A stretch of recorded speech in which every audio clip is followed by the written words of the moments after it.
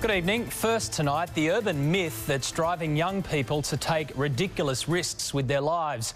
They're hitting speeds of up to 200 kilometres an hour on a country road to supposedly raise the ghost of a motorcyclist who crashed and died there.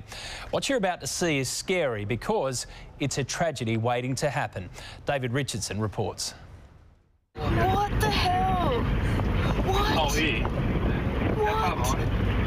What? Holy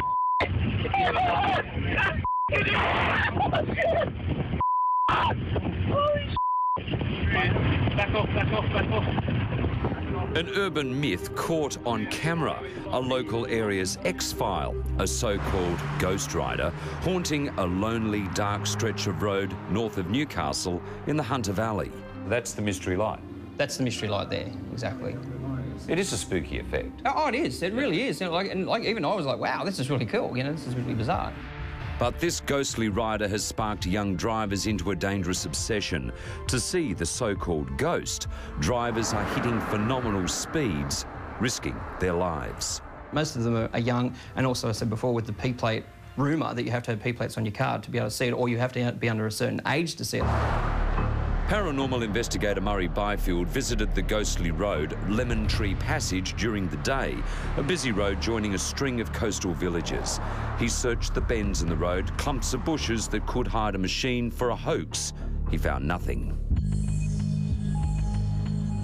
But it's only at night when the so-called ghost emerges. Murray filmed the apparition 3 times. But there's no... Honey, there is one. There's one now. Yep. That was weird. It appeared as soon as we took off. Oh, that's bizarre. Now, I'm not going to go ahead and say it's a ghost, but what the hell? What the hell? We're going on.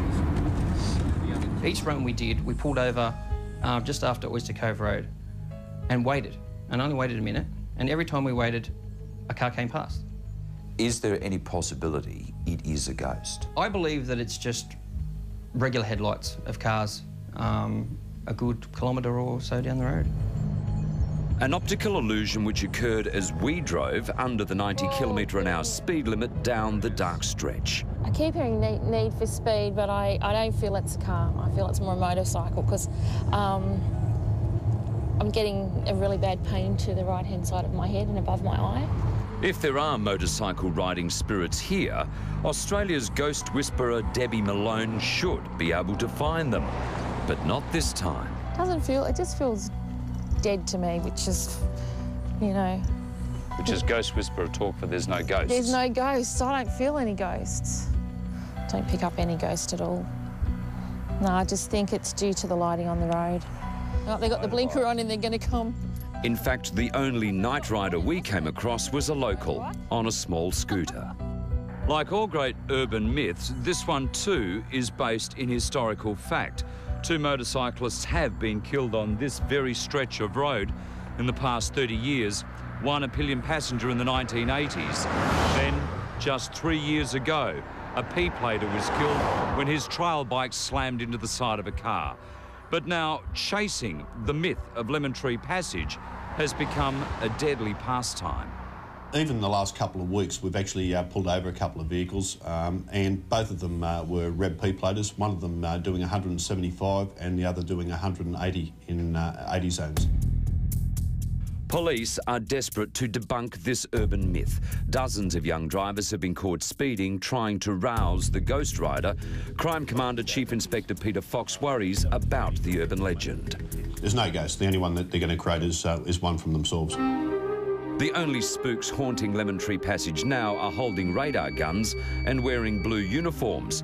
Highway patrols are swarming the road, stopping speeding drivers in their tracks. If you come to Lemon Tree Passage Road looking for a ghost and lights in your rear window, you will see lights, but they'll be red and blue lights of my highway patrol officers. There it is. Holy shit!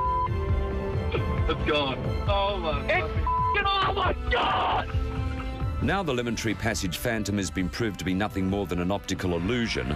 Police are hoping young drivers will see sense and forget about the so-called ghost. The reality is the chances are more higher than probably most areas. If you go out there in your speed, you're going to get caught. Or die. or die. That's a great story for the locals, and there's not a lot of urban legends around here, so in a way it's good, but in a way if someone gets killed speeding, it's not a good thing at all. Hopefully that will stop the speedsters. David Richardson there.